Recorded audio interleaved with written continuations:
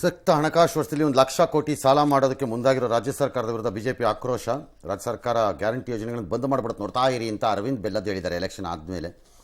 ಸಿದ್ದು ಸವದಿ ಏನೋ ಅದೆಲ್ಲ ಎಲ್ಲ ಆಗೋಗುತ್ತೆ, ಏನೂ ಆಗಲ್ಲ ಬಿಡಿ ಇವ್ರದ್ದು ಅಂತ ಅವರೇನೋ ಅಂದಿದ್ದಾರೆ. ಸರಿ, ಲಕ್ಷ್ಮೀ ಹೆಬ್ಬಾಳ್ಕರ್ ಹಂಗಾರೆ ನಿಲ್ಲಿಸ್ಬಿಡೋಣ ಸ್ಕೀಮು ಅಂತಾರೆ. ನಿಲ್ಲಿಸ್ಬಿಡಬೇಡಿ ಅಂತ ಹೇಳಕ್ಕೆ ನಾವು ಯಾರು? ನಮ್ಮನ್ನು ಕೇಳ್ಕೊಟ್ಟಿದ್ದೀರಾ ನೀವು? ಇಲ್ವಲ್ಲ. ನಿಲ್ಸಕ್ಕೆ ಮಾತ್ರ ನಮ್ಮ ಪರ್ಮಿಷನ್ ಕೇಳ್ತೀರಾ? ಆಮೇಲೆ ಹೇಳ್ಬಿಡ್ಬೋದಲ್ಲ ಸರ್. ಹಾಂ, ನೀವೇ ಹೇಳಿದ್ರಿ ಇನ್ನಕ್ಕೆ ಹಂಗೆಲ್ಲ ನಡೆಯಲ್ಲ ಮೇಡಮ್. ಕೊಟ್ಟು ಭರವಸೆ. ಹಾಂ, ನೀವು ಕೊಟ್ಟಿದ್ದನ್ನು ಈಡೇರಿಸಿ, ಸಾಲ ಮಾಡದೆ ಈಡೇರಿಸಿ ನೋಡ್ತೀನಿ, ನೋಡೋಣ, ಟ್ರೈ ಮಾಡಿ. There is a pressure on our finance. ನೆನಪಿಟ್ಕೊಳ್ಳಿ, ರಾಜ್ಯವನ್ನು ನಡೆಸೋರು ನೀವು ಯಾರಾದರೂ ನಾಳೆ ಅನುಭವಿಸ್ತೀರಿ. ಆಮೇಲೆ ಟ್ರಮಂಡಸ್ ಪ್ರೆಷರ್ ಬಂದು ಬೀಳತ್ತೆ. ಬಿಕಾಸ್ ನಾನೊಂದು ಕ್ಯಾಲ್ಕುಲೇಷನನ್ನು ಮಾಡ್ಕೋತಾ ಇದ್ದೀನಿ ಪೈಸಾ ವಾರಲ್ಲಿ. ಅದು ಮುಗೀಲಿ, ಒಂದಿನ ಪ್ರೆಸೆಂಟ್ ಮಾಡಿ ತೋರಿಸ್ತೀನಿ ನಿಮಗೆ ಬೇಕಿದ್ರೆ. ಎಷ್ಟು ಪ್ರೆಷರ್, ಹೆಂಗೆ ಪ್ರೆಷರ್ ಬೀಳತ್ತೆ ನೋಡಿ ಆಮೇಲೆ ಅಂತ. ಐ ಆಮ್ ನಾಟ್ ಸೇಯಿಂಗ್ ಎಲ್ಲ ತೆರಿಗೆ ಸಂಪನ್ಮೂಲ ಸರಿ ಹೋದ್ರೂ ನಮ್ಗೆ ಗೊತ್ತಿಲ್ಲ ಅಂತ ಹೇಳಿದ್ದಾರೆ. ಸರಿ, ನೋಡೋಣ ಮುಂದೆ ಏನಾಗುತ್ತೆ ಅಂತ. ಎಸ್, ಅಯೋಧ್ಯೆ ರಾಮ ಮಂದಿರ ಮತ್ತು ಐಶ್ವರ್ಯ ರೈ ಬಗ್ಗೆ ರಾಹುಲ್ ಗಾಂಧಿ ನೀಡಿದ ಹೇಳಿಕೆ ಈಗ ವಿವಾದಕ್ಕೆ ಕಾರಣವಾಗಿದೆ. ಬಿಜೆಪಿಗರು ಗರಂ ಆಗಿದ್ದಾರೆ. ದೇಶದಲ್ಲಿ ಕಾಂಗ್ರೆಸ್ ಪಕ್ಷವನ್ನ ಜನ ಒಪ್ಪದ ಕಾರಣ ರಾಹುಲ್ ಗಾಂಧಿ ಖಿನ್ನತೆಗೆ ಒಳಗಾಗಿದ್ದಾರೆ. ತಾವೇನ್ ಮಾತನಾಡ್ತಿದ್ದೀವಿ ಅನ್ನೋದು ಅವರಿಗೆ ಅರಿವಿಲ್ಲ. ಐಶ್ವರ್ಯ ರೈ ಅವರ ಬಗ್ಗೆ ಟೀಕೆ ಮಾಡುವಂತಹ ರಾಹುಲ್ ಗಾಂಧಿ ಈ ಮೂಲಕ ಕನ್ನಡಿಗರಿಗೆ ಅಪಮಾನವನ್ನ ಮಾಡಿದ್ದಾರೆ. ಇದನ್ನ ಸಿಎಂ ಸಿದ್ದರಾಮಯ್ಯನವರು ಒಪ್ತಾರಾ? ರಾಹುಲ್ ಗಾಂಧಿ ಹೇಳಿಕೆಯನ್ನ ಖಂಡಿಸ್ತಾರಾ ಅಂತ ಬಿಜೆಪಿಗರು ಸವಾಲ್ ಹಾಕಿದ್ದಾರೆ. ಆಯ್ತು, ಅವ್ರಿಗೆ ಸಿಕ್ಕಿದ ಕಡ್ಡಿ ಅವ್ರು ಹಿಡ್ಕೊಂಡು ಚುಚ್ತಾರೆ. ಈಗ ಐಶ್ವರ್ಯ ರೈ ಕನ್ನಡದವರು, ಹೌದು, ಮಂಗಳೂರಿನವರು ಇರಬೇಕು. ಯಾಕಂದ್ರೆ ಯಾವುದೋ ಒಂದು ಕಾರ್ಯಕ್ರಮಕ್ಕೆ ಅವ್ರು ಸರ್ಕಾರದವರೇ ಕರೆಸಿದ್ರಲ್ವಾ. ಈ ಹಿಂದೆ ಯಾವ್ದೋ ಹಂಪೇನೋ ಬಂದಿದ್ರು ಸರ್, ಬೆಳಗಾಮಲ್ಲೋ ಹಂಪೇಲೋ ಬಂದಲ್ಲಿ ಕನ್ನಡದಲ್ಲೇ ಮಾತು ಶುರು ಮಾಡಿದ್ರು ಅವರು. ಅವರು ಎಲ್ಲರೂ ಮಾಡ್ತಾರ್ರಿ, ನನಗೂ ಕನ್ನಡ ಬರ್ತೆ ಅಂದ್ಕೊಂಡು ಎಲ್ಲರೂ ಮಾಡ್ತಾರೆ. ಅದೇನು ದೊಡ್ಡದಲ್ಲ ಅದು, ಕನ್ನಡದವಳು. ಬಟ್ ಕನ್ನಡದವ್ರದ್ದು ಈಗ ಸಿದ್ದರಾಮಯ್ಯನವರು ಹೌದು ಸ್ಟ್ಯಾಂಡ್ ತಗೋಬೇಕಾಗತ್ತೆ. ಕನ್ನಡದವ್ರು ರಾಹುಲ್ ಗಾಂಧಿ ವಿರುದ್ಧ ಸ್ಟ್ಯಾಂಡ್ ತಗೊಂಡ್ಬಿಡ್ತಾರೆ. ನಂಗೆ ಗೊತ್ತಿಲ್ಲ, ತಗೋತಾರ ಇದು ನಂಗೆ ಗೊತ್ತಿಲ್ಲ. ತಗೋಬೇಕು, ಅದು ಮಾತ್ರ ನಿಜ.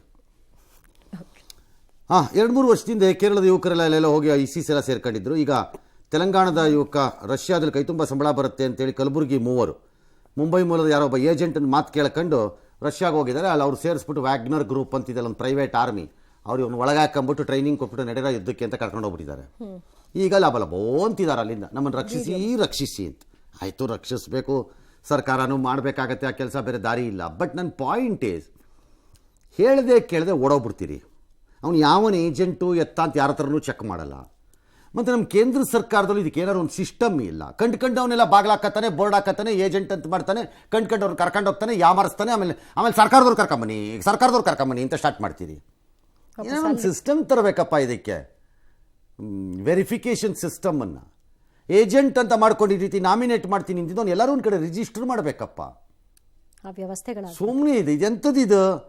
ನಿಮ್ಗೆ ತೋಚ್ತು ಅಂತ ನೀವು ವಿಮಾನ ಹತ್ಕೊಂಡು ಹೋಗ್ಬಿಡೋದು, ತಗಲಾಕೊಂಬಿಡೋದು. ಈ ಕೇಸಲ್ಲ, ಯಾವುದೇ ಕೇಸ್. ಈಗ ಇದು ಅದೇನೆ ಆಗಬೇಕು, ಆಗತ್ತೆ.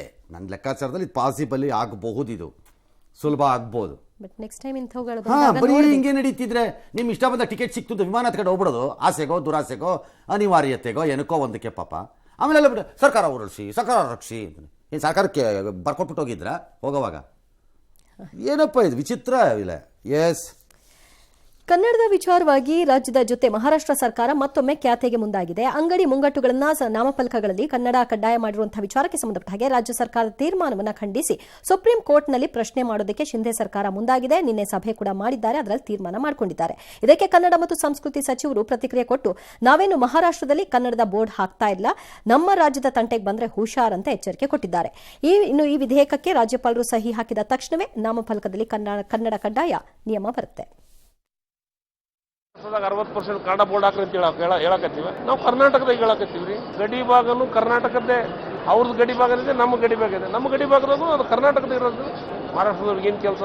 ತಮ್ಮ ಭಾಷೆದ ಬಗ್ಗೆ ಚಿಂತೆ ಮಾಡಲಿ, ಮಹಾರಾಷ್ಟ್ರ ರಾಜ್ಯದ ಬಗ್ಗೆ ಚಿಂತೆ ಮಾಡಲಿ. ಅವರು ಎಚ್ಚರಿಕೆ 100 ಕನ್ನಡದ ವಿಚಾರದಾಗ ಯಾರಾದ್ರೂ ಬಂದ್ರೆ ಹುಷಾರ್. ಅಂದ್ರೆ 2 ಮಾತು ಆಯ್ತು. ಹುಷಾರಿಲ್ಲ, ನಿಮ್ಮ ಪಾಯಿಂಟ್ ಸರಿ ಇದೆ. ನಮ್ಮ ಮಂತ್ರಿಗಳು ನಿಮ್ಗೇನು ಬಾಯಿ ಮುಚ್ಕೊಂಡಿರಕ್ಕೆ, ನಿಮ್ಗೆ ಬಾಯಿ ಮುಚ್ಕೊಂಡು ಕೂತ್ಕೋಬೇಕು. ನೀನು ರಾಜ್ಯದಲ್ಲಿ ನಿನ್ನೇನು ಕೇಳಿದ್ವಾ ನಾವು ಮಹಾರಾಷ್ಟ್ರ ಅಸೆಂಬ್ಲಿ ಮೇಲೆ ಕನ್ನಡದಲ್ಲಿ ಹಾಕು ಅಂತ? MESನವ್ರಿಗೆ ಸಮಸ್ಯೆ ಆಗ್ತಿದೆ. ಇಲ್ಲಿ ಕನ್ನಡ ಬಿಟ್ಟು ಬೇರೆ ಭಾಷೆಯಲ್ಲಿ ನೀನು ಹಾಕಬೇಡ ಅಂತ ಯಾರಿಗೂ ಹೇಳಿಲ್ವಲ್ಲ. ಕನ್ನಡ 60% ಇರಲಿ ಅಂತ ಹೇಳ್ತೀರಾ ಅಷ್ಟೇ ತಾನೆ.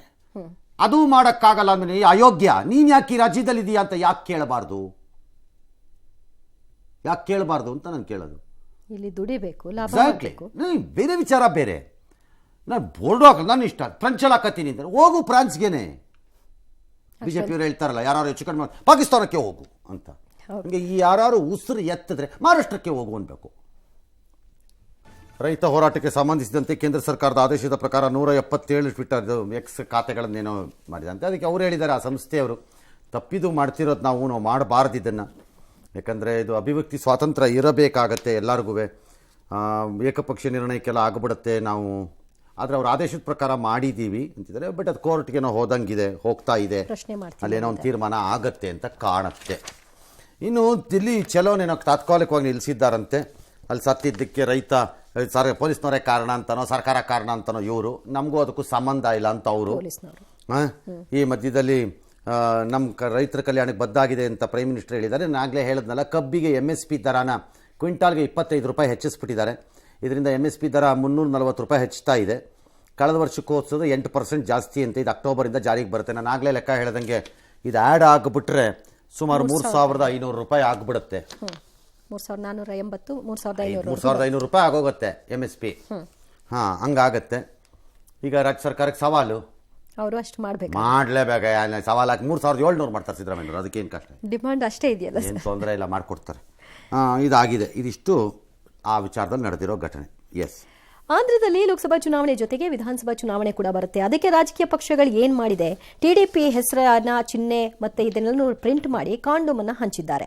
ಇದನ್ನು ಟೀಕೆ ಮಾಡ್ಕೊಂಡೇ YSRP ಕೂಡ ಮಾಡಿದ್ದಾರೆ ಅದೇ ಕೆಲಸ ಮಾಡಿದ್ದಾರೆ. ಈಗ ತೆಲುಗು ದೇಶಂನಲ್ಲಿ ಏನಕ್ಕದು, ಅದೇನು ಐಡಿಯಾ ಏನು ಅವ್ರಗಳಿಗೆ? ಏನು ಕುಕ್ಕರ್ ಕೊಡೋದು ಕೇಳಿದ್ದೀನಿ, ಏನೇನೋ ಕೊಡ್ತಾರೆ. ಏನಪ್ಪ ಅಲ್ಲ, ದಿಸ್ ಇಸ್ ನಥಿಂಗ್. ಇದು ಏನಾದ್ರು ದೊಡ್ಡ ಮಡಿವಂತಿಕೆಯ ಇದು ಅಂತ ಏನು ಅನ್ಕೋಬೇಕಾಗಿಲ್ಲ ಯಾರೂ ಅದನ್ನು.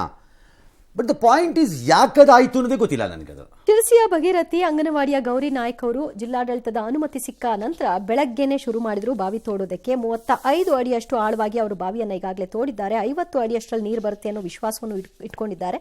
ಇವರಿಗೆ 2 ಸಿಬ್ಬಂದಿಗಳನ್ನ ನೆರವಾಗಿ ಕೊಟ್ಟಿದ್ದಾರೆ ಸಂಸದ ಅನಂತಕುಮಾರ್ ಹೆಗಡೆ ಅವರು. ಇದರ ಜೊತೆಗೆ ಬಾವಿ ಕಟ್ಟೆ ನಿರ್ಮಿಸಲು ಹಣದ ಭರವಸೆಯನ್ನು ಕೂಡ ಕೊಟ್ಟಿದ್ದಾರೆ.